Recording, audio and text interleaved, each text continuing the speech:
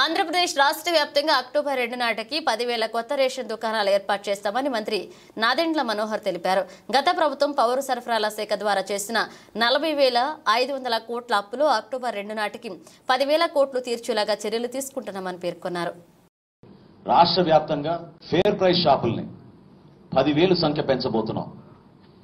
ఈ నెల రోజుల్లోనే దానికి నోటిఫికేషన్లు జారీ చేస్తాం.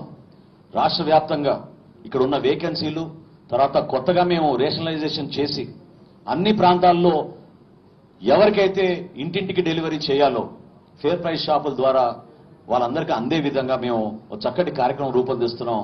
ఖచ్చితంగా 100% 10,000 కొత్త రేషన్ షాపులు తీసుకొచ్చి ఇప్పుడున్న 29,000తో పాటు ఇంకో 10,000 కొత్త రేషన్ షాపులు తీసుకొచ్చి వినియోగదారులకి అద్భుతమైన సేవా కార్యక్రమాలు బియ్యంతో పాటు కందిపప్పుతో పాటు పంచదారతో పాటు పామాయిల్ ఇంకా కొన్ని సంస్థలతో మేము టైప్కి వెళ్తున్నాం.